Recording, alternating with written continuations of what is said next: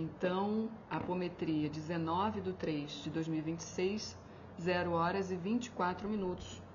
Eu vou abrir a mensagem inicial, como eu te falei no áudio, não vou citar seu nome nem nada, mas Ifá me pediu para publicar no YouTube, não sei porquê, né? Porque ele disse que a gente não publicaria mais. Vamos ver o que é que vem aí que ele quer que a gente publique.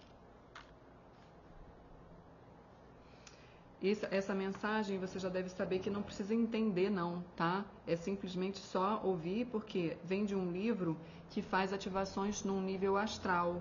Então a gente precisa ler e deixar que eles trabalhem, tá? Já não vos fica bem que desistais da bravura animosa, vós que sois os melhores do exército. Pela minha parte, não implicaria com um homem que desistisse da guerra por ser débil, mas convosco me irrito no coração. Covardes, rapidamente conseguireis maior mal por causa desta indiferença. No espírito colocai cada um de vós a vergonha e a indignação. Na verdade, surgiu um grande conflito.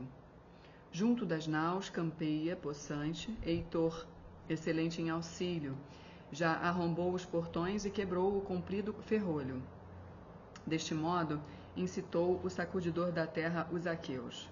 Em torno dos ajantes se dispuseram as falanges possantes, que nem Ares, ao entrar na liça, desbarataria, nem Atena, incitadora das hostes. Pois os valentes e escolhidos guerreiros aguentaram a arremetida dos troianos e do divino Heitor. Com lança contra lança, escudo contra escudo, broquel contra broquel, elmo contra elmo, homem contra homem. Tocaram-se os penachos de crina de cavalo nos luzentes rebordos dos elmos, quando foram cerrados uns contra os outros. As lanças nas mãos, audazes, entrechocaram ao serem brandidas. E eles estavam concentrados, ávidos de combater. Cerrados, avançaram os troianos, liderava-os Heitor, sobrepujando, tal como o pedregulho de um rochedo que o rio na corrente invernosa empurra da aba do cabeço, após com torrente espantosa rebentar os alicerces da pedra sem vergonha, de cima vai saltando no seu vôo e a floresta ressoa debaixo dela, e vai ganhando velocidade sem impedimento até que chega à planície e aí já não rola mais, apesar de vir lançada. Assim, Heitor, durante um tempo, ameaçava chegar ao mar, facilmente por entre as tendas e naus dos aqueus, matando a torto e a direito.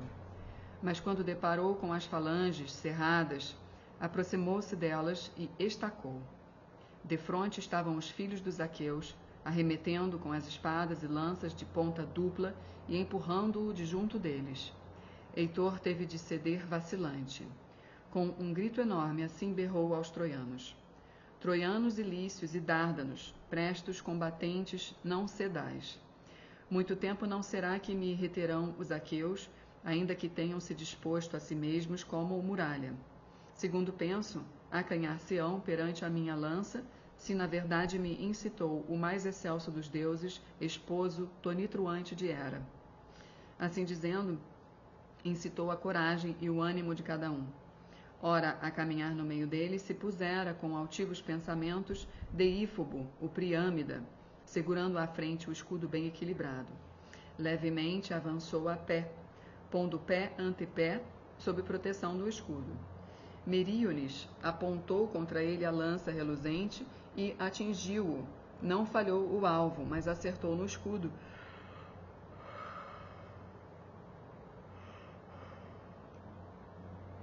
No escudo bem equilibrado de pele de boi, porém não penetrou o couro, pois antes que tal acontecesse, se quebrou no encaixe a lança comprida. Deífobo afastou de si o escudo de pele de boi e temeu no coração a lança do fogoso Meríones, herói esse que de novo se retirou para junto dos conterrâneos, duplamente espantado pela perda da vitória e da lança. Caminhou ao longo das tendas e naus dos aqueus para ir buscar uma enorme lança que deixara na tenda. Mas os outros continuavam lutando. Surgiu um clamor inextinguível. Teucro Telamônio foi o primeiro a matar um homem. Ímbrio, o lanceiro, filho de Mentor, dono de muitos cavalos. Habitara em Pedeu antes da chegada dos aqueus e desposara a filha ilegítima de Príamo, Medesicasta. Mas quando chegaram às naus recurvas dos Dânaos, de novo voltou para Ilion. Distinguiu-se entre os troianos e viveu na casa de Príamo, que o estimou como se fosse seu filho. Foi ele que o filho de Télamon atingiu debaixo da orelha com a lança. Retirou a lança e ele tombou como o freixo que no cume da montanha, visível ao longe de todos os lados, é cortado pelo bronze e ao chão faz tombar a tenra folhagem. Assim caiu Ímbrio, e em torno dele ressoaram as armas de bronze. Teucro lançou-se ávido para o despojar das armas, mas ao precipitar-se Heitor, alvejou-o com a lança reluzente. Porém Teucro fitou-o bem e conseguiu evitar a bronze lança por pouco, e Heitor atingiu Anfímaco, filho de Cteato, filho de Actor, com a lança no peito, no momento em que entrava na batalha. Tombou com um estrondo e sobre ele ressoaram as armas. Heitor precipitou-se para arrancar o elmo ajustado às têmporas da cabeça do magnânimo Anfímaco. Mas Ájax arremeteu com a lança reluzente contra Heitor, que se precipitava. Não lhe feriu a carne, pois estava todo revestido do medonho bronze, mas acertou-lhe na bossa do escudo, repelindo-o com força ingente. Ele retrocedeu de junto dos 2 cadáveres, que foram arrastados pelos aqueus. Em seguida, Estíquio e o divino Menesteu, comandantes dos atenienses, levaram Antímaco para a hoste dos aqueus. A Ímbrio levaram os ajantes impulsivos da sua bravura animosa. Tal como 2 leões que a cães de dentes afiados arrebataram uma cabra e a levam pelo cerrado matagal, segurando-a nas mandíbulas por cima do chão, assim, ao alto, levaram Ímbrio os ajantes que depois o despojaram das armas. Do macio pescoço lhe cortou a cabeça o filho de Oileu, furibundo por causa de Antímaco, e a fez rolar como uma bola por entre a multidão. Foi cair na poeira à frente dos pés de Heitor. Foi então que em seu coração se encolerizou Poseidon, quando tombou o filho de seu filho na aterradora peleja. Caminhou ao longo das tendas e das naus dos aqueus, incitando os dânaos, mas desgraças para os troianos preparava. Deu de cara com Idomeneu, famigerado pela sua lança, vindo de junto do companheiro que havia pouco viera da batalha ferido no joelho pelo bronze afiado. Traziam-no os camaradas e Idomeneu, entregando-o aos médicos, ia para a tenda, pois queria ainda voltar ao combate. Falou-lhe o poderoso sacudidor da terra, assemelhando a voz a de Toante, filho de Andremon, que na Pleuron inteira e na íngreme Cálidon era rei dos Estólios, honrado pelo povo como um deus. Idomeneu, conselheiro dos cretenses, aonde foram ter as jactâncias com que os filhos dos aqueus ameaçaram os troianos? Respondendo-lhe assim falou Idomeneu, comandante dos cretenses. Ó Toante, nenhum homem está em falta, tanto quanto me apercebo, é que todos nós sabemos combater. A ninguém domina o vil terror, e ninguém, por temor, se retirou da guerra malévola. Mas é assim que o caso está prestes a aprazer ao crônida de supremo poder, que anônimos aqui pereçam os aqueus longe de Argos.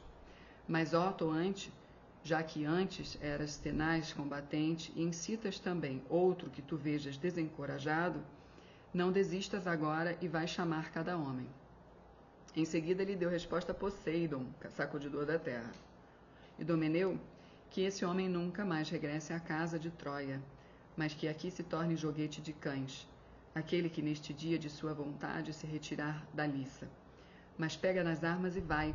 É preciso que juntos nos apressemos a ver se algum proveito tiraremos do fato de sermos 2. Homens juntos têm valor, mesmo que de valor tenham pouco, mas nós 2 sabemos lutar, nem que seja com os bons. Assim dizendo, de novo ingressou o Deus no esforço dos homens. Devo continuar, né? Porém, Idomeneu, assim que chegou à tenda bem construída, envergou por cima do corpo as belas armas e agarrou em 2 lanças. Pôs-se a caminho, semelhante ao relâmpago que o crônida agarra na mão, e lança do Olimpo refulgente como terrível presságio para os mortais, e luzentes esplandecem os raios. Assim brilhava o bronze de Idomeneu no peito enquanto corria. E logo Meríones, seu escudeiro, deu de cara com ele, ainda perto da tenda, pois para lá se dirigia com intenção de buscar uma bronze lança. Falou-lhe a força de Idomeneu. Meríones, filho de Molo, rápido de pé e mais amado dos camaradas, por que razão aqui chegas, tendo deixado a guerra e a refrega? Será que foste ferido e te lacera a ponta de um dardo, ou vens ao meu encontro com alguma mensagem? Pela minha parte, eu não quero ficar na tenda, quero mais é lutar. Respondendo-lhe, assim falou o prudente Meríones. Idomeneu, conselheiro dos cretenses vestidos de bronze, venho aqui ver se porventura a lança ficou na tenda para a levar. É que se quebrou a lança que eu levava quando a atirei contra o escudo do presunçoso Deífobo. Respondendo-lhe, assim falou Idomeneu, comandante dos cretenses. Lanças, se é isso que queres, encontrarás, 1 ou 20, dispostas em pé na tenda junto à reluzente entrada, lanças troianas que arrebatei aos mortos. Pois não penso em lutar contra homens inimigos, posicionando-me ao longe. Por isso tenho lanças e escudos ornados de bossas e elmos e couraças que brilham reluzentes. Respondendo-lhe, assim falou o prudente Meríones. Também eu tenho na tenda e na escura nau muitos despojos troianos, mas não estão perto para que os possa levar, pois afirmo que nem eu me esqueço da bravura, mas entre os dianteiros me posiciono na luta exaltadora de homens quando surge o conflito da guerra. Talvez a outro dos aqueus eu tenha passado despercebido na refrega, mas penso que tu próprio estás ciente de tudo isso. Respondendo-lhe, assim falou Idomeneu, comandante dos cretenses. Sei como és valoroso. Por que razão precisas dizer estas coisas? Pois se agora junto às naus nos reuníssemos nós os melhores para uma emboscada, situação em que melhor se avalia o valor dos varões, onde tanto o covarde como o valente se revelam, é que a pele do covarde está sempre a mudar de cor, nem o ânimo lhe assenta imperturbável no espírito, mas fica irrequieto e apoia-se ora num pé, ora no outro, e o coração bate com força dentro do peito ao pressentir a morte, e na boca lhe chocalham os dentes. Porém, a cor do valente não se altera nem sente medo em demasia, depois de estar no seu lugar na emboscada de varões. Reza é para depressa entrar na cópula da luta funesta. Ora, nem em tal situação tua força ou teus braços seriam aviltados. E se fosses atingido por um dardo na labutação da refrega, ou ferido por um golpe, não seria por trás ou no pescoço que o projétil te atingiria, mas apanhava-te no peito ou na barriga, no momento de te lançares em frente para namorar os dianteiros. Mas não falemos mais destas coisas como se fôssemos crianças. Não vá alguém encolerizar-se de forma desmedida. Vai então à tenda e tira de lá uma lança potente. Assim falou, e Meríones, igual do célere Ares, rapidamente tirou da tenda a bronze lança, e seguiu Idomeneu com alta concentração na batalha. Tal como Ares, flagelo dos mortais, entra na guerra, e com ele vai o terror, seu filho amado, possante e destemido, que põe em fuga até o guerreiro mais corajoso, armam-se ambos para partir da Trácia em direção a Éfiros, e aos fleges magnânimos, embora não deem ouvidos a ambos os lados, mas dão a glória ora a uns, ora a outros, assim Meríones e Idomeneu, condutores de homens, foram para a guerra, revestidos de bronze fulgente. Foi Meríones o primeiro a falar, assim dizendo: Filho de Deucalião, onde queres tu entrar na turba?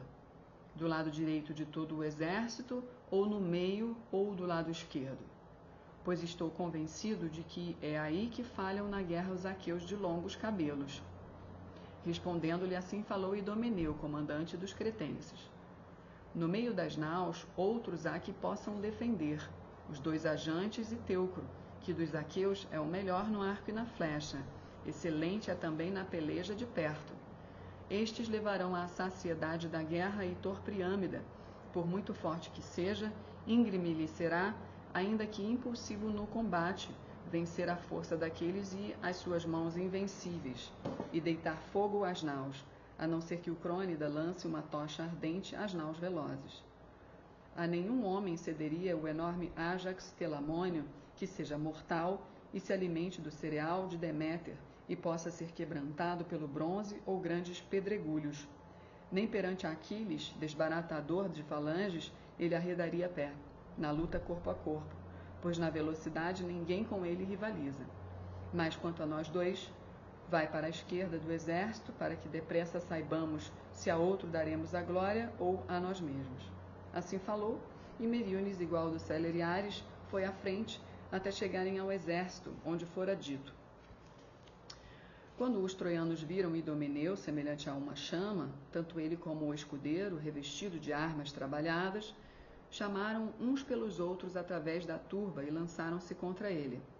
E junto às popas das naus embateram todos juntos, tal como quando sopram as rajadas dos ventos guinchantes num dia em que há mais poeira nos caminhos e os ventos em confusão levantam uma nuvem de pó, assim embateu a luta deles, e no coração estavam desejosos de se matarem uns aos outros com um bronze afiado.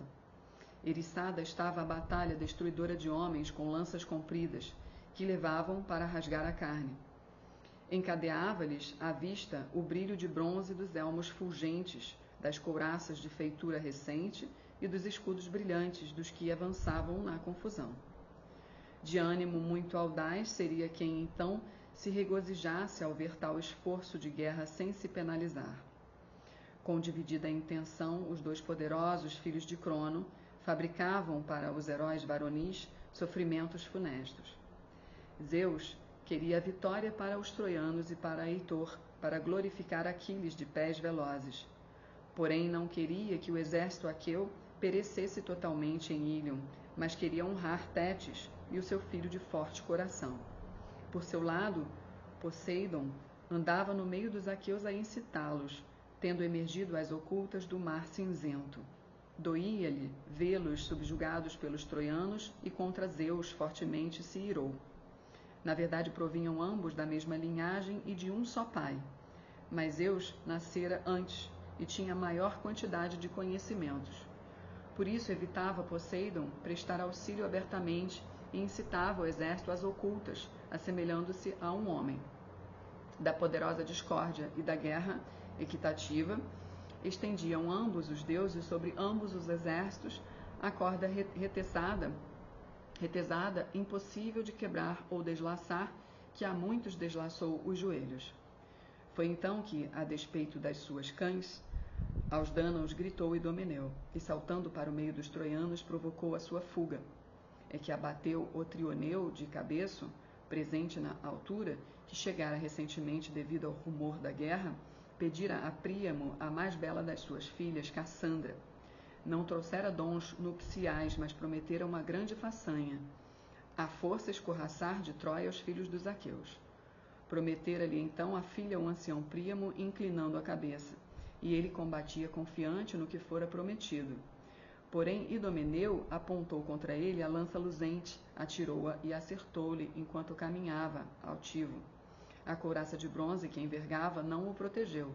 A lança fixou-se em seu ventre. Tombou com um estrondo e sobre ele exultou Idomeneu. Ó Trioneu, sem dúvida, acima de todos te considero louvável, se na verdade fizeres todas as coisas que prometeste a Príamo Dardânida, ele que te prometeu sua filha. Também nós prometeríamos o mesmo e o cumpriríamos, e dar-te-íamos a mais bela das filhas do Atrida, trazendo-a de Argos para a desposares, se para nós tu saqueasses a bem habitada cidadela de Ílion. Segue, pois, conosco, para que junto às naus tudo sobre as núpcias combinemos. Maus não somos como parentes por casamento. Assim dizendo, arrastou pelo pé, no possante combate, o herói Idomeneu. Mas Ásio veio em auxílio de Otrioneu, a pé, à frente dos cavalos, cujo bafo ele sentia nos ombros ao serem guiados pelo seu cocheiro. No coração queria arremeter contra Idomeneu, mas este, antecipando-se, feriu-o com a lança na garganta sob o queixo, o bronze trespassou. Tombou como tomba carvalho ou choupo ou alto pinheiro, que nas montanhas os carpinteiros cortam com machados afiados para a construção das naus. Assim tombou Ásio, à frente do carro e dos cavalos, e jazeu estatelado a gemer, agarrado à poeira ensanguentada. O cocheiro foi atingido no juízo, que até aí tivera, e nem ousou fugir às mãos dos inimigos e virar para trás os cavalos. Alvejou-o Antíloco, tenaz em combate, com a lança e trespassou-o na cintura. A couraça de bronze que envergava não o protegeu, a lança fixou-se em seu ventre. Tombou ofegante do carro bem construído, e seus cavalos levou Antíloco, magnânimo filho de Néstor, dentre os troianos para os aqueus de belas Quinêmides. Ora, Deífobo, muito de perto, se aproximou de Idomeneu, desgostoso por causa de Ásio, e arremessou a lança. Mas olhando bem para ele, Idomeneu evitou a bronze-lança, pois escondeu-se por trás do escudo bem equilibrado. Escudo esse trabalhado com pele de boi e bronze brilhante que costumava levar, provido ainda de 2 barras. Sob o escudo todo se escondeu e a bronze-lança voou por cima. Asperamente ressoou o escudo à passagem da lança. Mas não foi em vão que Deífobo atirou com a mão possante, pois atingiu Hipsenor, filho de Ípaso, pastor do povo, no fígado, sob as costelas, e logo lhe deslaçou os joelhos. Terrivelmente exultou Deífobo, gritando bem alto. Não é privado de vingança que Ásio jaz, mas afirmo que a caminho do Hades o forte guardião se regozijará no coração, pois providenciei-lhe um acompanhante. Assim falou, e aos argivos sobreveio a dor, porque exultavam. Mormente ao fogoso Antíloco agitou o coração. Mas acabrunhado, embora estivesse, não se esqueceu do camarada. Foi correndo postar-se de plantão por cima dele e cobriu-o com o escudo. Em seguida se agacharam 2 fiéis companheiros, Micisteu, filho de Équio, e o divino Alastor, que levaram Hipsenor, gemendo em voz alta, até as côncavas naus. Porém, Idomeneu não abrandou a sua fúria, sempre desejoso de cobrir algum dos troianos com o negrume da noite, ou então de tombar ele mesmo, enquanto afastava a ruína dos aqueus. Foi nesse momento que ao filho amado de Esietes, criado por Zeus, o herói Alcátuo, ele que era genro de Anquises, pois desposara a mais velha das suas filhas, ele que por intermédio de Idomeneu Poseidon subjugou, enfeitiçando-lhe os olhos brilhantes e prendendo-lhe o belo corpo, de molde a que não pudesse fugir para trás ou evitar a lança. Mas ali estacado, como uma coluna ou uma árvore de alta folhagem, atingiu-o no meio do peito com a lança do o herói Idomeneu, e fendeu-lhe a túnica de bronze em torno do corpo, que antes lhe protegera a carne da morte. Só que agora ressoou com aspereza ao ser fendida pela lança.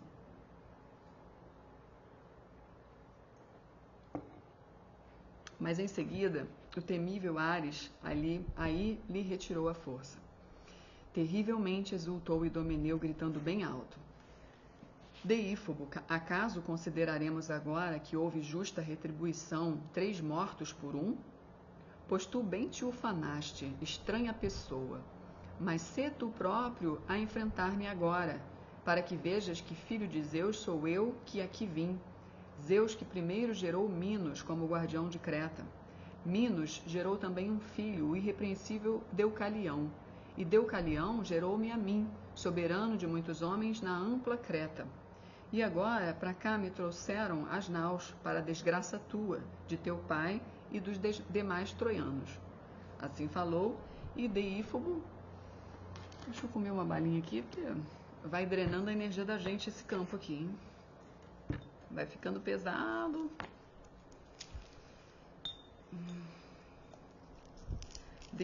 Deífobo refletiu com a mente dividida se haveria de se socorrer de algum dos magnânimos troianos depois de arredar a pé, ou se entraria no combate sozinho. Enquanto assim refletia,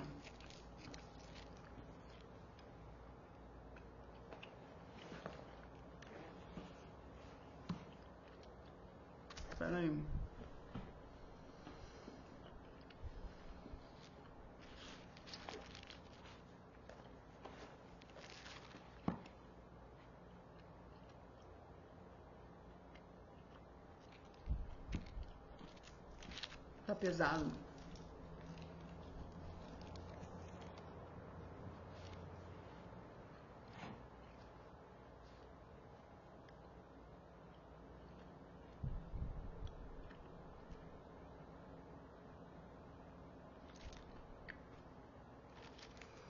Enquanto refletia, isto lhe pareceu a melhor decisão.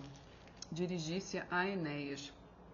Encontrou-o em pé lá para o fim da multidão, pois sempre contra Príamo divino estava zangado, porque apesar de tão valente entre os homens, Príamo não o honrava.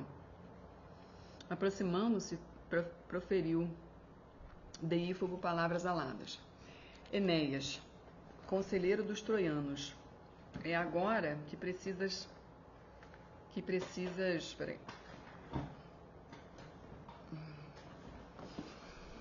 É agora que precisas auxiliar o teu cunhado, se é que sentes alguma pena.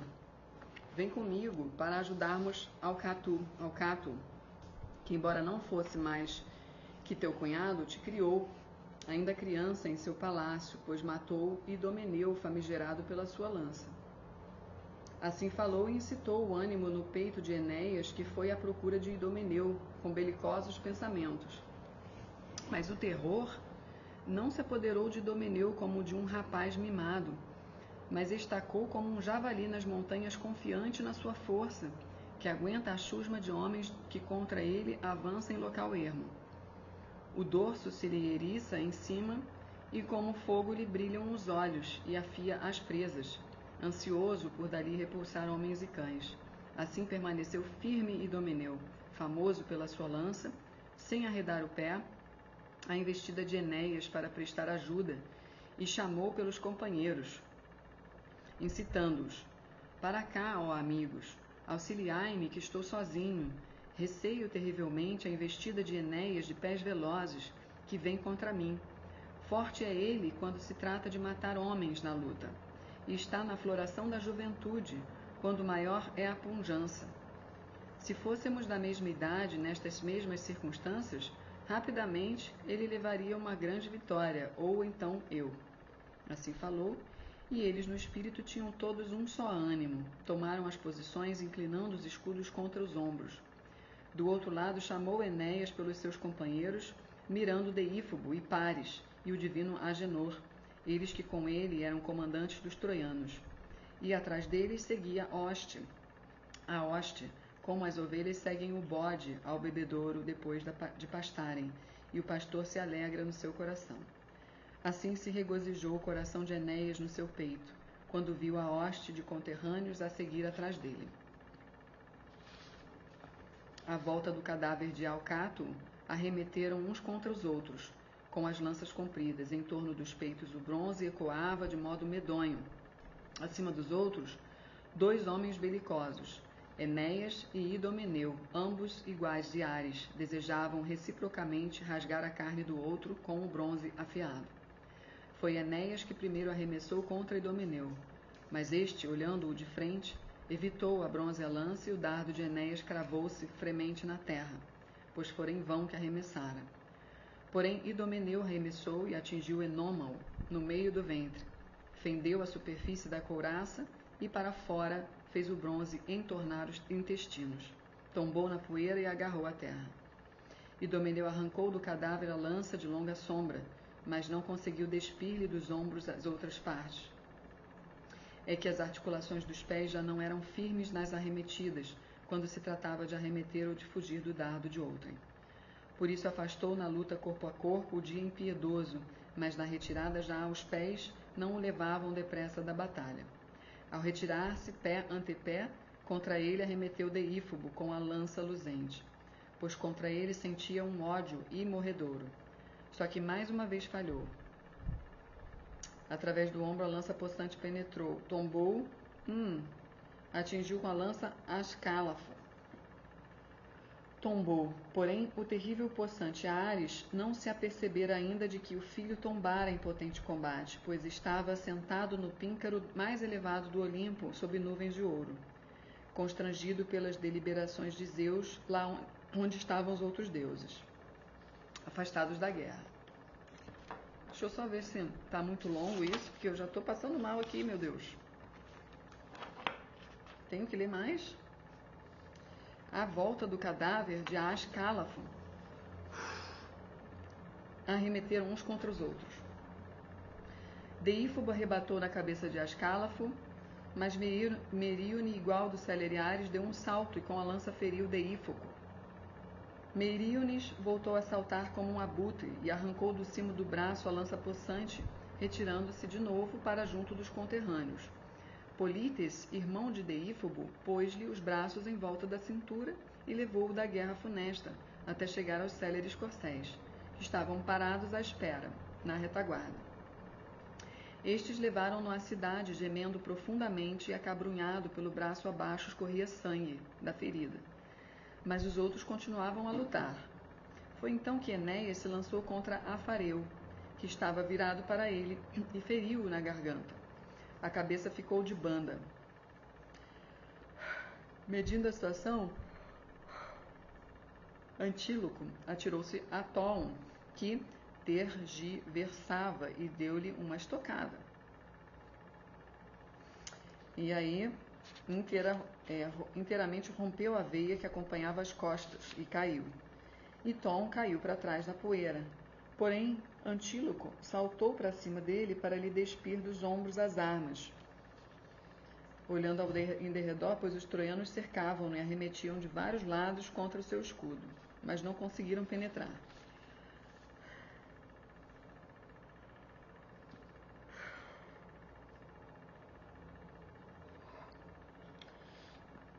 Aí descreve aqui mais um pouco. Mas ao alvejar na turba, não passou despercebido de Adamante, que lhe desferiu um golpe no escudo. Inutilizada foi a ponta por Poseidon de cabelos azuis, negando-lhe a vida de Antíloco, e uma metade da lança ficou cravada, qual estaca chamuscada, no escudo de Antíloco. A outra metade jazia na terra. Mas Meríones seguiu atrás dele e atirou-lhe com a lança, ferindo-o entre os membros genitais e o umbigo. Foi aí que cravou a lança, e o outro, com a lança dentro dele, contorcia-se como um touro que nas montanhas os boieiros amarraram com vimes torcidos e arrastam à força. Assim se contorceu Adamante. A escuridão cobriu os olhos. Em combate corpo a corpo, Heleno feriu Deípiro na testa, e ele caiu por terra.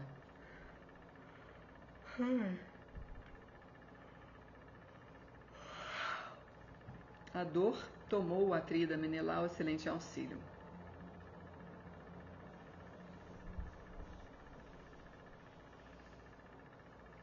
Mó guerra aqui, gente. Caraca, cara. Porra. Aí vai descrevendo aqui a guerra, né? Heleno retirou-se para junto dos conterrâneos, evitando a morte. Atrás dele arrastava a lança de Freixo, que depois o magnânimo Agenor lhe arrancou da mão e atou-lhe a mão com uma medida de torcida lã vermelha, uma braçadeira que o escudeiro tinha para o pastor do povo. De imediato, arremeteu Pissandro contra o glorioso Menelau. Um destino maligno o levava até ao termo da morte, para ser morto por ti, ó Menelau, em aterradora peleja. Mas, quando já estavam perto e arremeteram um contra o outro, o Atrida falhou.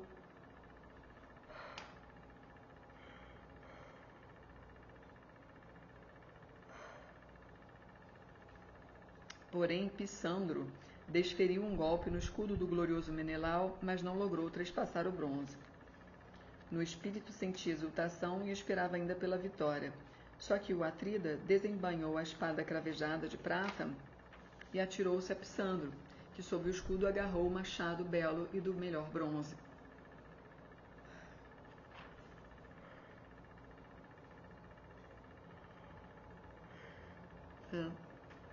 Aí Pissandro desferiu um golpe, mas ao avançar lhe desferiu Menelau uma estocada na testa. Os ossos crepitaram e ambos os olhos caíram-lhe ensanguentados no pó.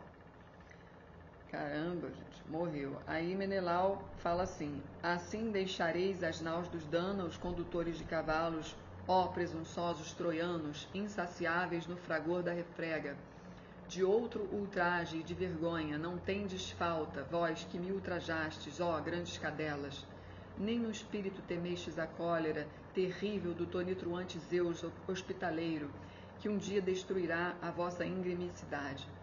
Vós que me raptastes a esposa legítima, e muitos tesouros sem razão levastes, quando vos aprouve serdes amasos dela. E agora, as naus, preparadas para o alto mar, quereis lançar o fogo aniquilador e chacinar os heróis dos aqueus. Mas sereis repelidos por muito belicosos que vos sintais. Ó Zeus Pai, na verdade, dizem os homens que todos superas no espírito, tanto homens como deuses. De ti procedem todas estas coisas. Deste modo agracias homens insolentes, os troianos, cuja força vai sempre em frente. Nem conseguem saciar-se do clamor da guerra equitativa. De tudo existe a saciedade, do sono e do amor, do doce canto e da dança irrepreensível. E destas coisas qualquer homem preferiria saciar o desejo do que da guerra. Mas os troianos na guerra são insaciáveis.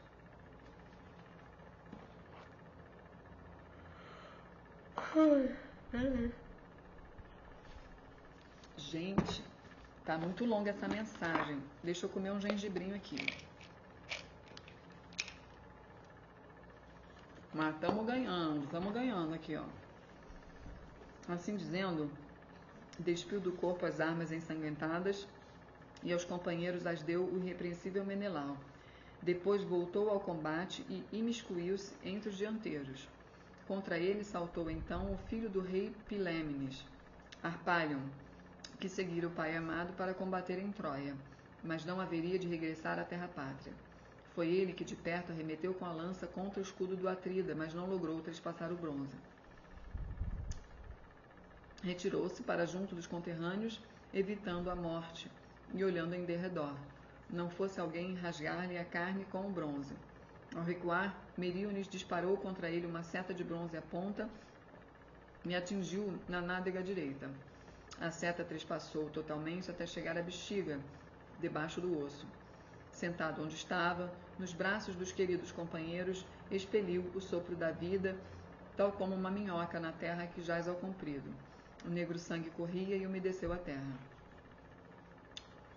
Trataram dele os magnânimos Paflagônios, que o puseram num carro e o levaram para a sacra Ilion, acabrunhados.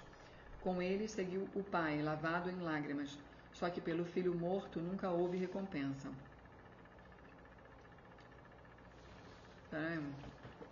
É para continuar? Pela sua morte, muito se enfureceu Paris no coração, pois entre os muitos Paflagônios fora Harpalion seu anfitrião. Encolerizado por causa dele, disparou uma bronzea flecha. Ora, havia um certo Euquenor, filho do vidente Políido, homem rico e valente, cuja morada era em Corinto. Embarcara na nau, sabendo bem do funesto destino, pois muitas vezes lhe dissera o bom ancião Políido que ou morreria de doença horrível em seu próprio palácio, ou entre as naus dos aqueus nas mãos dos troianos seria morto. Por este motivo, evitara ao mesmo tempo o duro tributo dos aqueus e a doença detestável, para que dores não sofresse no coração. Mas foi a ele que Paris atingiu no maxilar, sob a orelha, e logo a vida lhe deixou os membros e tomou-a a escuridão odiosa. Assim eles combatiam, como se fossem fogo ardente. Porém Heitor, dileto de Zeus, não ouvira dizer nem sabia que à esquerda das naus as suas hostes estavam a ser dizimadas pelos argivos, e rapidamente teria sido em pleno a glória dos aqueus. De tal forma, o Deus que segura e sacode a terra incitava os argivos, ajudando-os com a sua própria força. Mas Heitor pressionou onde primeiro escalara os portões e a muralha e desbaratara as cerradas fileiras dos Dánaos, portadores de escudos, lá onde estavam as naus de Ájax e Proteselau, na praia, junto do mar cinzento. Mais além, a muralha fora feita mais baixa, e era aí, principalmente, que soldados e cavalos estavam mais encarniçados. Aí os beócios e os jônios, de túnicas a arrastar, e os lócrios e os fítios, E os gloriosos epeios se esforçavam para travar a sua investida contra as naus, mas não conseguiam repelir aquela labareda, o divino Heitor. Nem os guerreiros selecionados entre os atenienses, e entre eles Menesteu, filho de Peteu, era o comandante, e seguiam-no Fídias e Estíquio e o corajoso Biante. Aos epeios lideravam Feleides e Meges e Anfíon e Drácio, e à frente dos fítios estavam Médon e Podarces, tenaz em combate. Um deles era filho ilegítimo de Oileu. Eu tenho que continuar? Tem que continuar, hein? Olha só que loucura, hein? Médon, irmão de Ájax, contudo vivia em Fílace, longe da terra pátria, porque assassinaram um homem.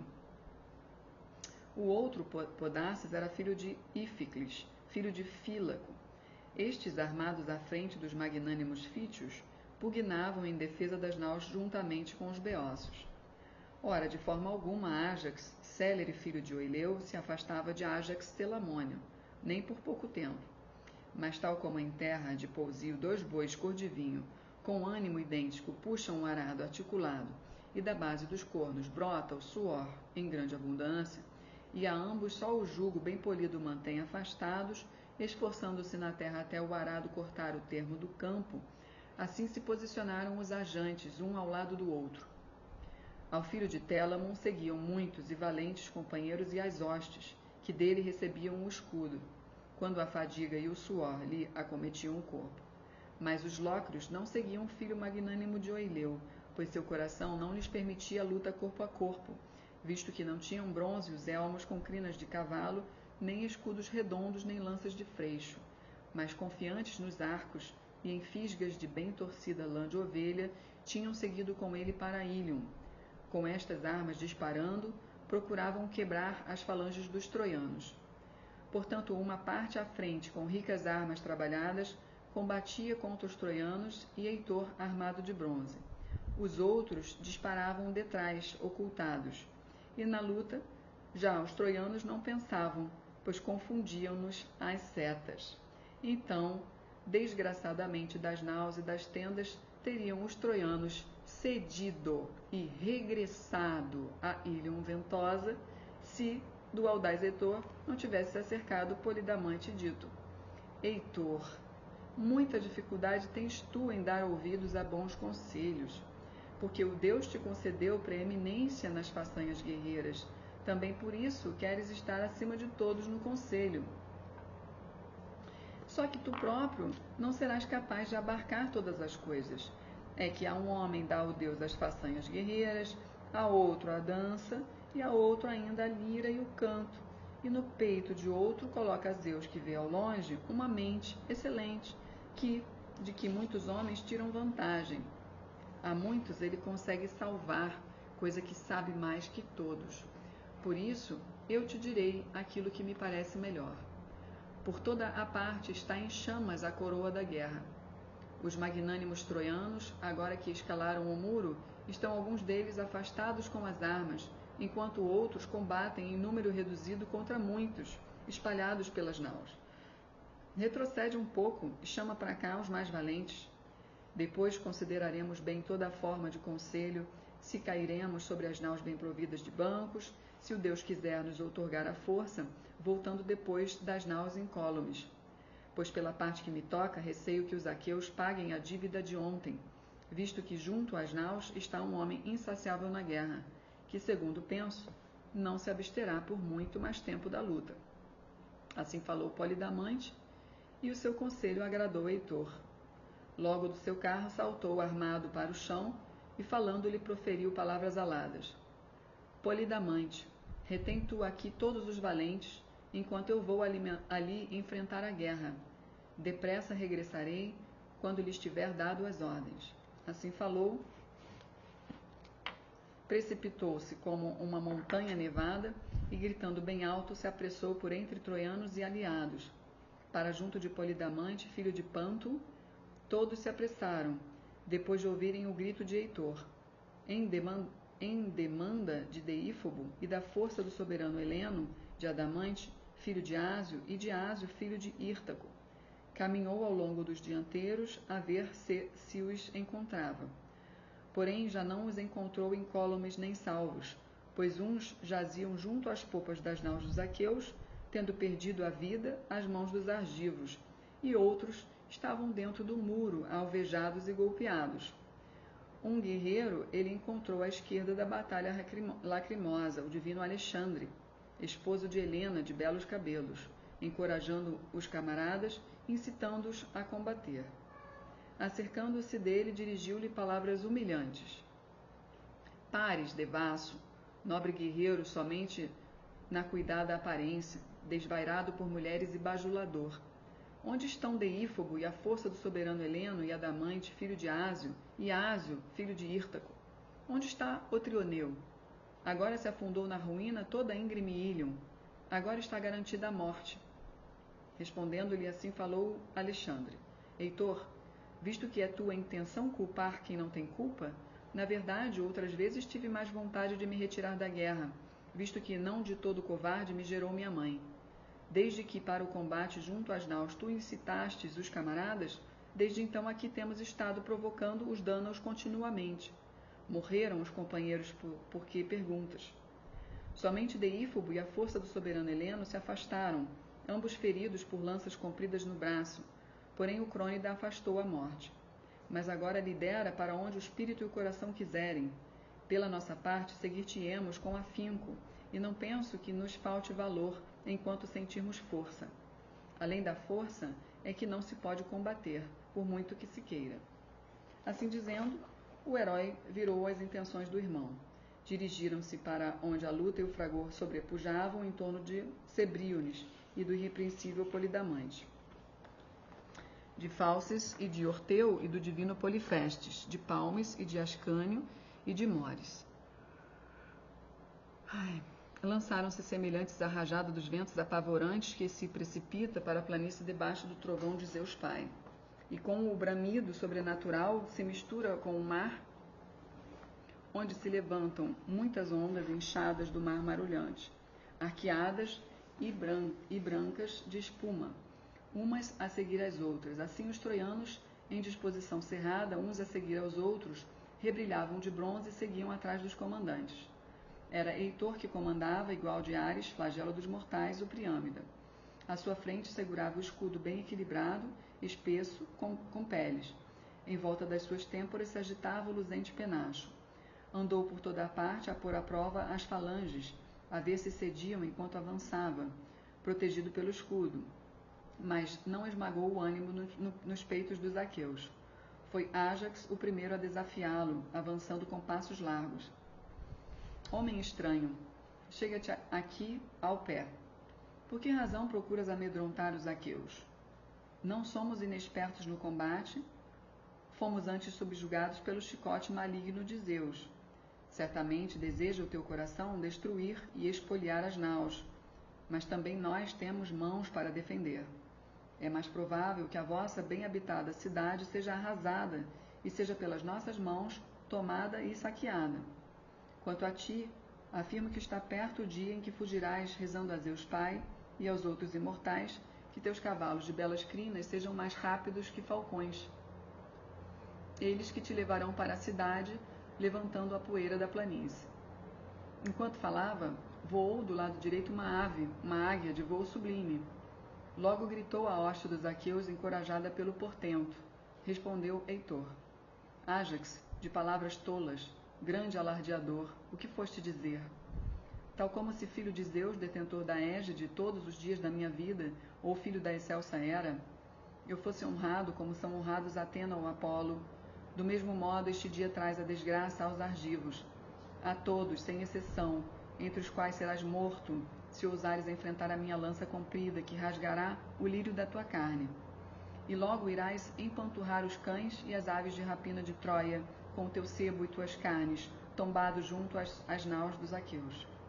Assim falando, avançou em frente, e eles seguiram atrás dele com clamor sobrenatural, e por trás toda a hoste gritou. Mas os argivos do outro lado gritaram em resposta, e seu valor não olvidaram, à espera da arremetida dos mais nobres dos troianos. O clamor dos dois lados chegou ao éter e à luminescência de Zeus. Aqui acaba o capítulo. Então ele né, descreveu uma guerra absurda, né, longa, absurda, cheia de coisa, para dizer no final que agora, na verdade, os troianos estão perdendo, né, mas eles não desistiram, eles avançaram, petulantes e arrogantes que são, né, e aí o capítulo acaba dizendo que está nas mãos de Zeus nesse momento. Então, a gente pode considerar que a gente está ganhando, né, senhor? É.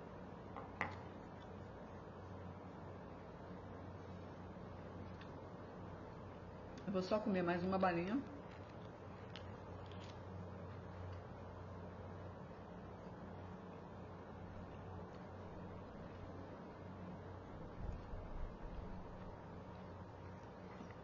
Eu já tenho informação sobre você.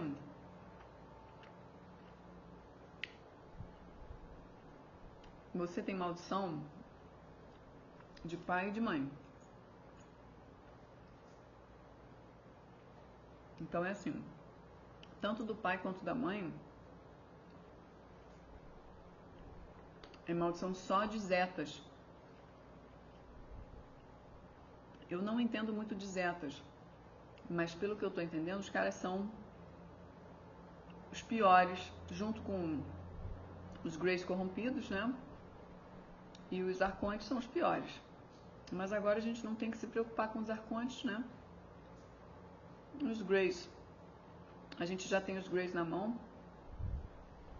Os Zetas, a gente está numa guerra ainda bem absurda, né? Eles que têm a ver com as piores atrocidades, né? Então você tem esses caras no teu campo, né? E isso faz com que você a vida toda atraia coisas que não são favoráveis, óbvio, como foi o caso da tua gravidez, né? Nesse momento que você diz que recebeu magias, né? E depois você teve o aborto. Esse aborto a gente mexeu, não estava legal.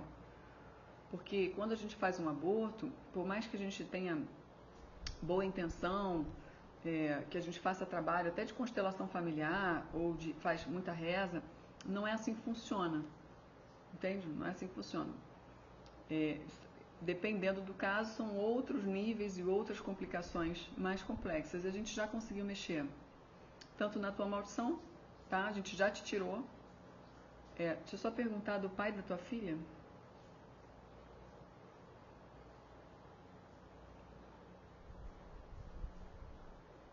Ele tem maldição de pai e de mãe também. Não é zeta, tá? Arconte. Grey, senhor? Grey e reptilianos, tá? Esses três. A gente já mexeu também, tá? A gente já mexeu também. A gente tirou ele e a gente tirou tua filha. Pronto. Então temos aí um bom trabalho feito, que obviamente, tirando tudo isso de cima dela, ela vai ter mais espaço para respirar. Né? Vai continuar tendo problema de autoestima, né? Porque obviamente ela já tem seus 25 anos e já viveu muita coisa até aí, não tem jeito, né? Então essas coisas de dores e traumas e não sei o que, a gente até mexe nas memórias, mas a pessoa ela precisa se esforçar para sair disso. Isso é um trabalho dela, tá? O que é covardia, a gente já tirou, tá? Já tratou essas portas suas que não estavam bem fechadas, né? A gente vai tratar memórias dela aqui para poder despolarizar, no sentido de aliviar também o campo de banco de dados, para ela poder não ficar refém de dor e trauma daqui, tá? A gente chegou no útero, a gente conseguiu chegar no útero, ele está falando aqui. Memórias, né? Que ela não tem nem consciência, obviamente estão ali. Então a gente já entrou porque é muita coisa, né? Se a maldição, ela vem ancestral, então é um banco de dados de família muito grande e recheado de problema. E bem ou mal, estava com ela, né? Estava com ela. Então essas coisas a gente conseguiu já mexer, a gente já mexeu, tá?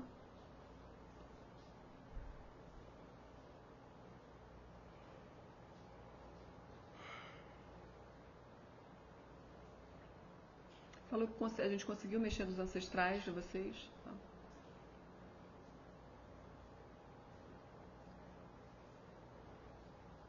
Ele quer me falar alguma coisa da saúde.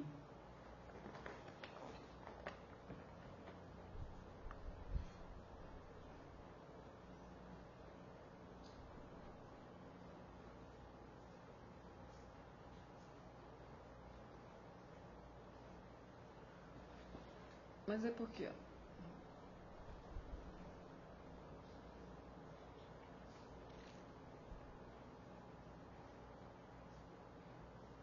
Então, é uma pergunta. Você come muita fritura? Você come fritura?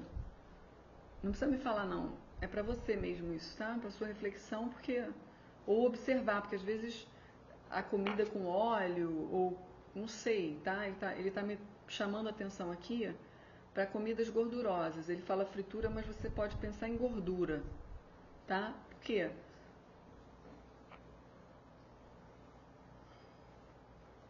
Porque você já está com entupimento de artéria. Essa gordura que fica na artéria, tem que fazer exame, tá? Já está no processo, então ele pede, tudo que ele pedir, faça, tá? Então ele pede para você fazer esse exame de entupimento de artéria.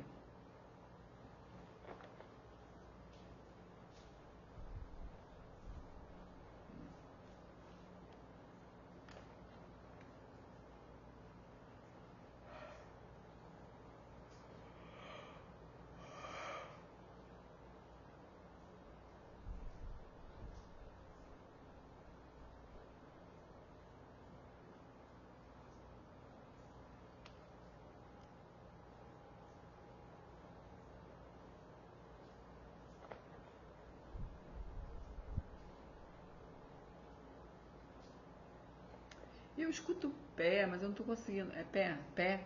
Eu não estou conseguindo pegar o que é.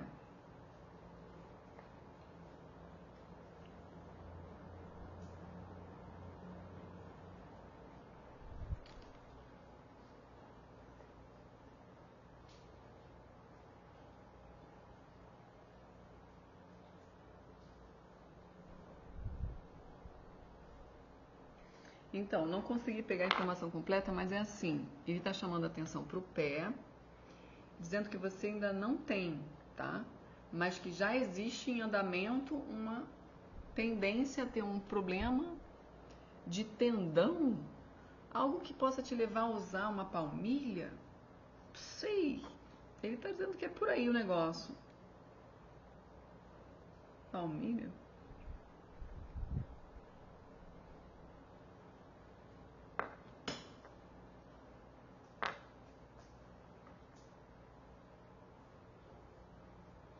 Fala que é o pé direito, tá?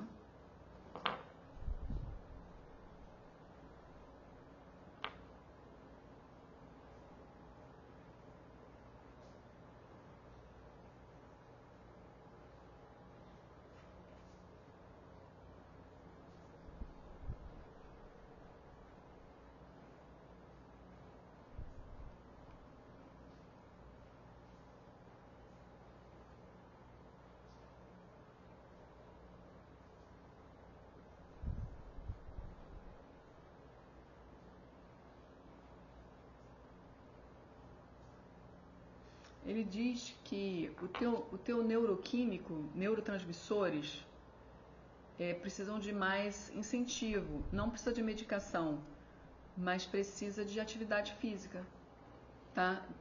Precisa você estimular mais dopamina, serotonina, tá?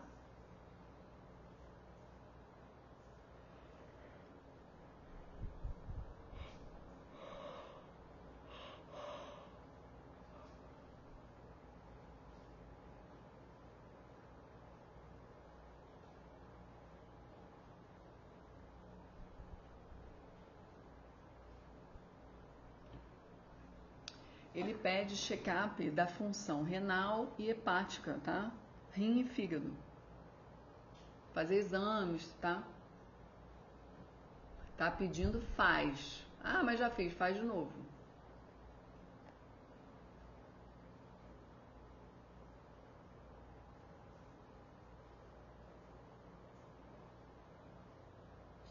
Só isso, tá?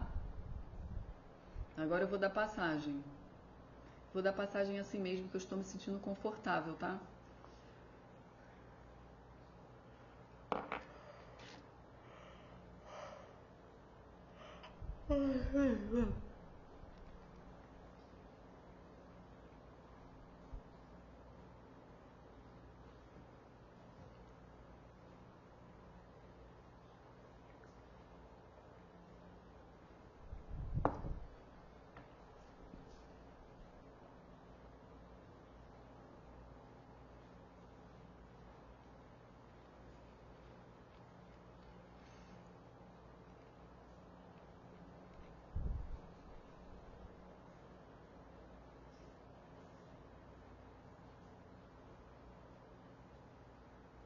Escuto insistentemente alguém falando ostentadora.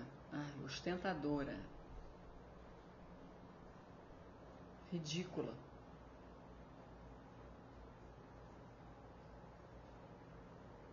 Gastos, gastos, gastos, gastos, gastos. Onde isso vai parar? Onde isso vai parar?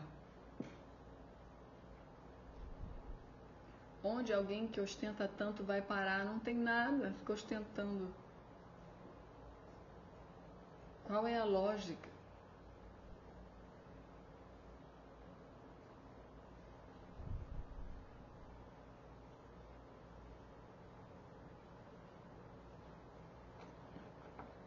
Coloca numa pirâmide em alfa, beta, gama, delta, epsilon.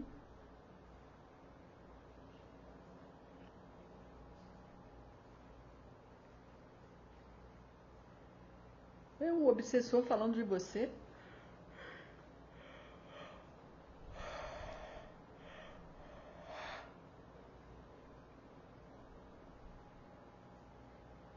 Vive nesse universo, esse universo das aparências, não tem nada. Tá aí, posando de feliz, gastando dinheiro que não tem. É uma ridícula.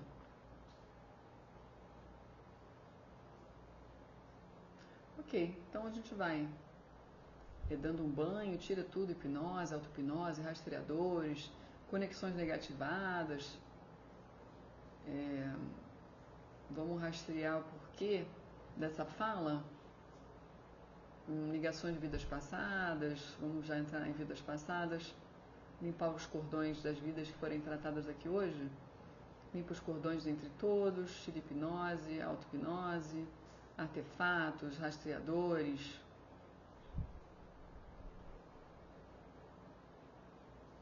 Entra nos hologramas e nas realidades paralelas. Encaminha os bolsões de espíritos que precisem ser encaminhados.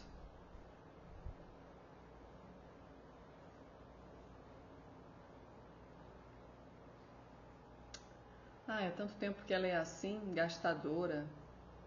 Sempre gastou o que não tem. Não consegue olhar ao redor e ver a realidade. Tá sempre achando que ela tem o melhor. Ela não percebe, não. Há tanto tempo assim, é uma ridícula. Eu acho que esse obsessor está respondendo a uma vida passada, né, senhor? Né?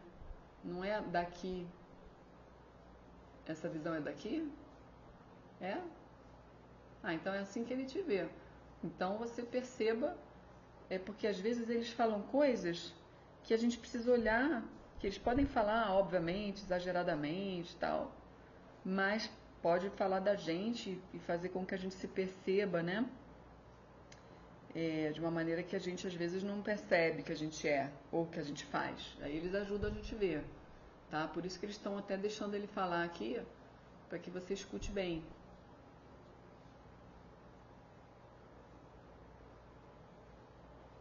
Que acaba atraindo espíritos que vão tentar, sei lá, o que vão fazer, né? Tentar te ludibriar, tentar te fazer achar que você é uma coisa que às vezes você não é, ou tentar ver uma coisa que você...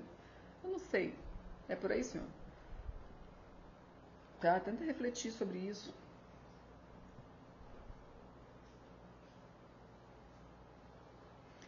O que estiver alimentando ele, a gente já entra e trata, tá bom?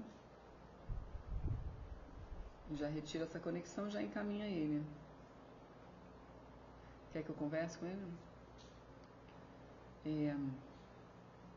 Estou escutando você falar dela e vendo uma indignação que também não é daqui, né? Só. Vem de outros lugares, e aí aqui você se contamina, né? Com o que vocês já viveram juntos. E percebo que ela já te atrapalhou, né? Já gastou do seu dinheiro? Entendi. Mas assim, ela pode continuar do jeito que ela quiser, né? É uma escolha dela. E você está vivendo a vida preso a ela por conta desse passado, né? Porque na verdade as pessoas elas acabam vivendo várias vidas. A gente vai te mostrar isso.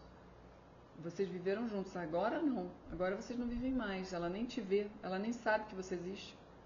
Não tem lógica você tá aqui, mas a gente entende o fato de você ter ficado chateado e isso fez com que você ficasse preso a ela, né? E você atrapalha a vida dela hoje e ela não vê você. Então a gente vai acessar esse passado. Vocês realmente tiveram um relacionamento, né? E realmente ela usava o seu dinheiro, né? Abusava, né? Mas aí teria que ter ajustado lá, ter visto como resolver da melhor forma. Nem sempre é possível. Então vocês trouxeram esse problema pra cá. Então a gente está indo lá ajudar vocês, fazer o que vocês não fizeram, alinhar, né? Fechar para você ficar livre aqui também e ela também, para você poder ter vidas, né? Se quiser ou não, bom, a gente vai te encaminhar para um lugar onde você vai discutir essas questões, o que vai acontecer depois, né?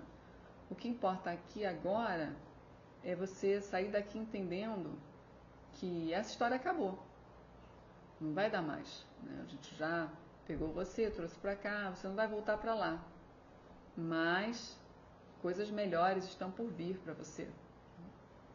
Então,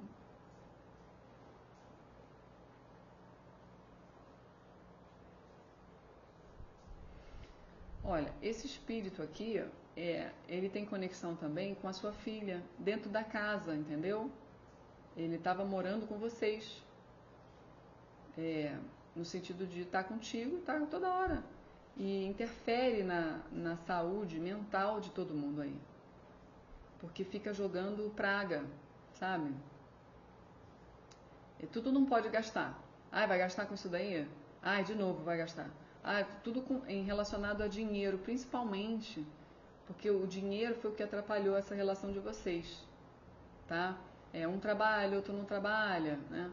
Aí, fica muito tempo dependente, aí também já não sabe o valor do dinheiro, porque não trabalha, né? Então, ele está vendo repetição hoje na tua vida em relação a isso, e a gente percebe que a sua filha está nesse momento, né? Escolher o que vai fazer e tem questões aí. Então ele estava atrapalhando nisso também, nela, tá? E provavelmente trazendo questões entre o casal, porque esse espírito está contigo desde sempre. Então te atrapalhou já em outros momentos, te atrapalha às vezes nesse casamento também, tá? Já está sendo retirado, essas vidas com ele já estão sendo tratadas.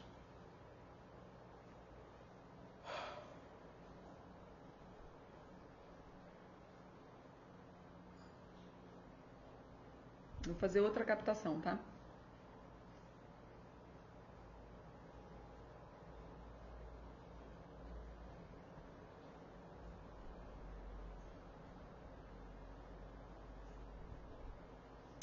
Eu ando, caminho muito e ninguém me ajuda.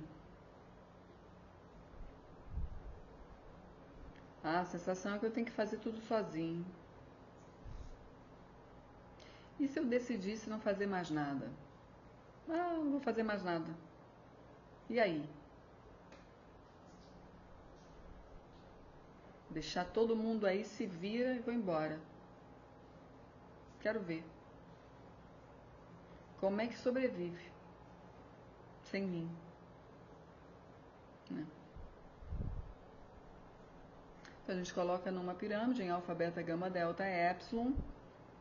Já tira hipnose, auto-hipnose, rastreadores, todas as conexões.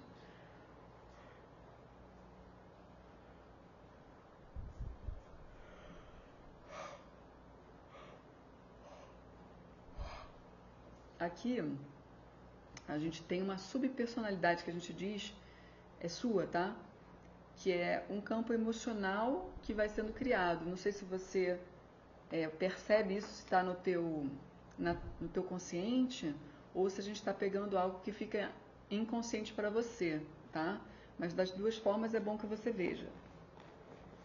Como se você fizesse muito e se você parasse de fazer, como é que ia ser, né? Aí a gente vai rastrear para ver se tem algo além que está gerando isso.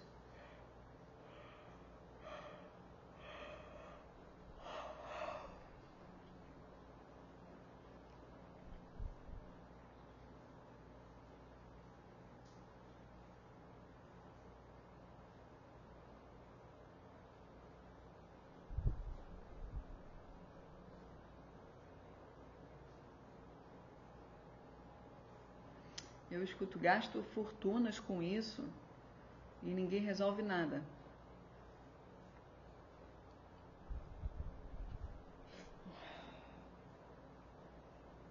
Essa frase repetidamente.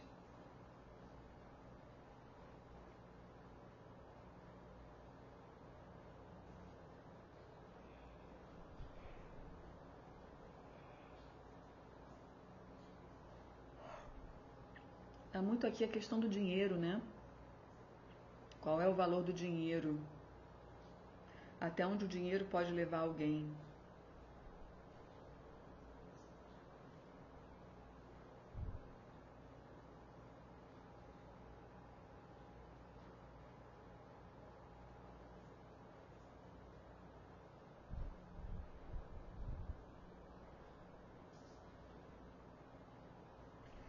É alguém questionando o seu próprio valor, o valor do mundo, o valor das pessoas, mas tem um tom de superioridade, como se houvesse uma superioridade e todos tivessem que, sei lá, como se eu tivesse mais valor do que os outros.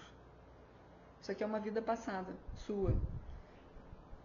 Uma postura interna muito altiva e fora da realidade.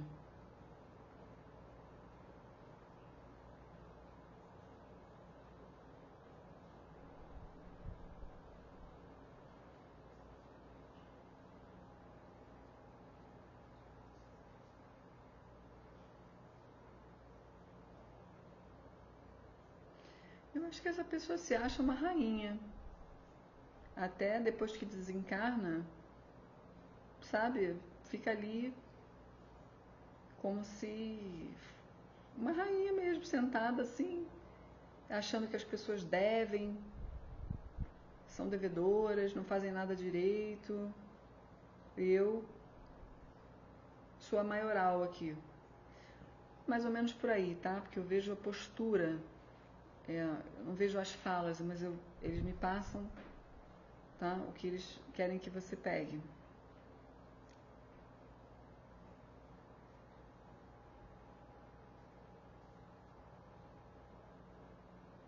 É como se fosse assim, tudo que eu tenho é melhor do que o dos outros e postura assim, feia, né? A gente vai alinhar tudo isso. A gente tá te mostrando, mas vai alinhando, tá? Às vezes isso que tá no pano de fundo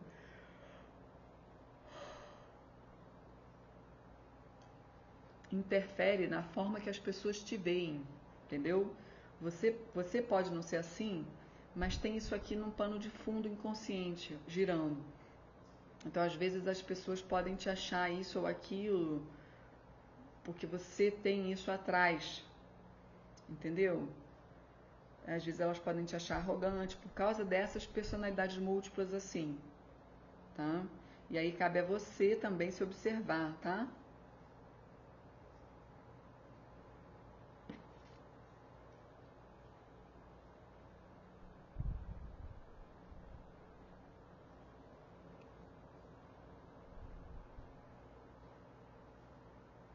Tá, aqui já foi, tá? Tem mais coisa.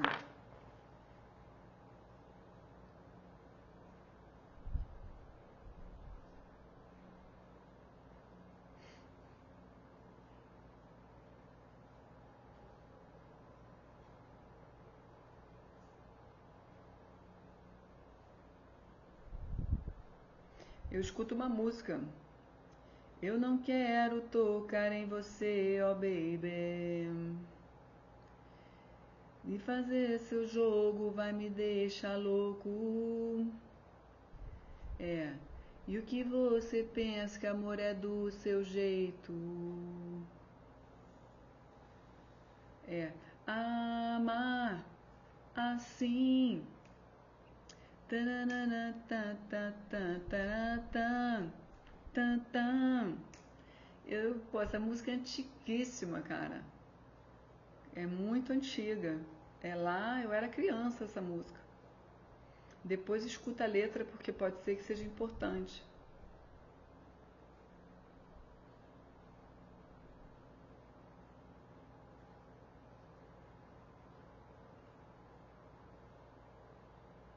Eu peço para desfazer todo esse campo de magia que está aqui, tá?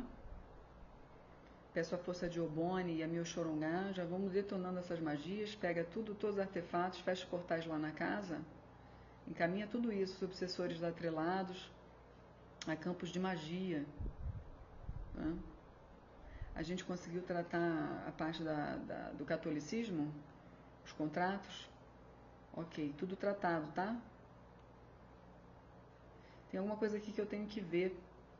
Tá além dessas magias. Vejo um cemitério. Vejo um cemitério. Tá à noite. Tem alguém, uma moça, claramente, fazendo uma reza numa vela, botando na porta do cemitério.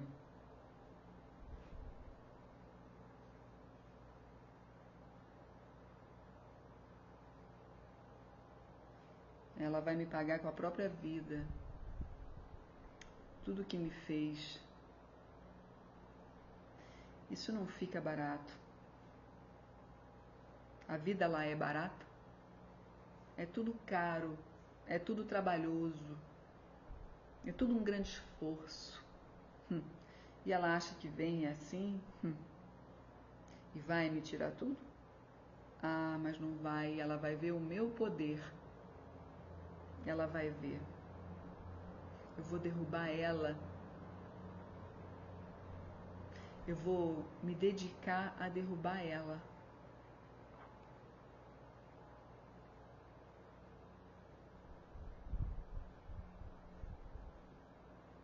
Aqui tá você, tá? Numa vida passada. Não sabe fazer magia nem nada, mas tem tem um campo aqui muito forte, magístico, atrás de você, tá? Porque os nossos poderes vêm de outros lugares, né? A gente não cria eles aqui, eles vêm com a gente, né? Então a gente tem várias vidas abertas com poderes. Se tá no bem, a gente não sabe, mas aqui é bem do mal. Essa vida aqui é bem do mal. Você tá bem focada em vingança, destruição. E essa pessoa, dessa vida que você tá, porque essa vela chegou lá, né? Pelos poderes. Então, o que acontece? Essa pessoa com quem você está brigando magicamente, ela que fez magia para você ali para te ferrar, tá? na gravidez.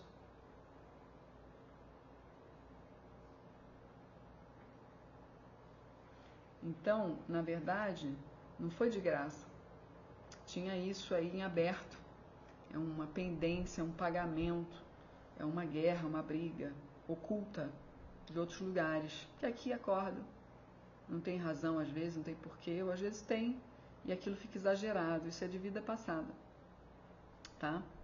A gente está desmanchando esse campo, a gente está colocando em tratamento essa personalidade.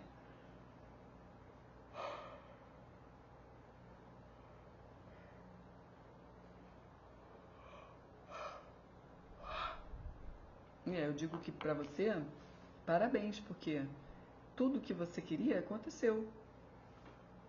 Você conseguiu. Mas você acabou com você mesmo. Porque esse não é o caminho. Esse não é o caminho. O caminho da justiça tem que ser divino. Não é a gente que faz. É o divino que manda. Certo? Seja o que você quiser, o divino. Mas é algo fora de você que tem mais autoridade, mais hierarquia. Você não é isso tudo. Sempre que você mete a mão para fazer alguma coisa assim, sem que tenha sido pedido por alguém maior do que você, e não essa ilusão que você criou, você se compromete. Não interessa. Porque essa balança não diz respeito a você, não é você que faz essa balança. Isso é coisa de criança mimada que está brigando com o irmão. Entende? A mãe e o pai decidiram, acabou. Acabou. Isso aconteceu. Você continua fazendo a tua vida. Se refaz, cresce com isso, aprende que a balança é justa. Né? Você está longe de justiça fazendo isso. Você criou uma inimizade que veio te cobrar depois. Isso a gente vai te mostrar agora, porque tem um cordão no teu pescoço que te liga a essa pessoa hoje, que é onde eu estou. É um outro tempo. Então a gente precisa de você, dos seus poderes, da sua habilidade, na luz, não na sombra desse jeito. Que vai a cemitério, acender vela, para o quê? Para ferrar as pessoas? Né? Isso não. Então a gente vai te realinhar, vai tirar tudo isso. Esse campo de magia a gente já está desinstalando, está fechando essas portas, e agora você vai ter uma nova chance de ajudar. Então, essa personalidade aberta cria outras inimizades que tenham a ver com magia, tá? Porque no caso o que tem atrás dela são bruxas e forças assim, que por mais que você esteja fazendo bem, elas estão fazendo mal. Isso é tudo no campo oculto, não tem que você ficar se culpando nem nada, tá? Porque isso é normal. Esse tipo de ajuste é o que vai integrando a gente, é justamente isso, tá? É justamente esse bando de personalidade aberta que acaba não deixando você ir pro fluxo, sabe? Pro lugar certo para você. É tudo isso que empaca. E quem que fica manipulando isso aqui? Os zetas, tá? Eles ficam gerando um looping e alimentando essas entidades e personalidades múltiplas, e você nunca sai disso, porque você não tem consciência do que está acontecendo. Mas eles têm. Então a gente está quebrando aqui, fechando as portas de brechas que você tem no campo, para que eles não possam manipular, tá? E você, tua filha, teu marido possam ir para onde tem que ir mesmo, tá?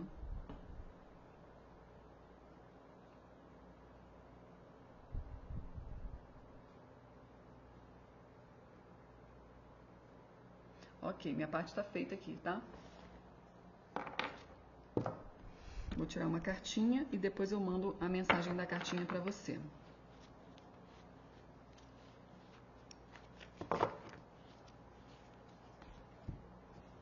Aqui tem uma cartinha da melancolia. Por que será, não é? Você vai ler e vai refletir. Vou fazer o fechamento.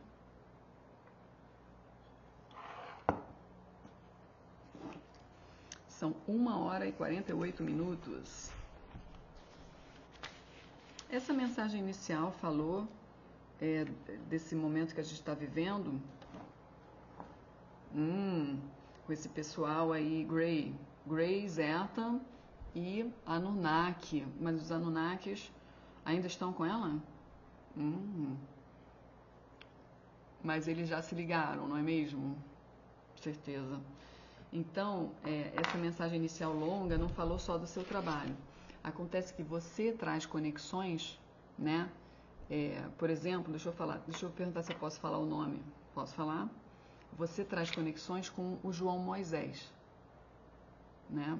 As conexões do João Moisés a gente já limpou. O problema é que a esposa do João Moisés temos um grande problema aí, né? Que já está, sendo resolvido. Então, esse trabalho falou dessa questão que a gente vem vivendo ali através dela, tá? E a galera que está com ela, tá? Então a gente já aproveitou para pegar aqui através do teu campo.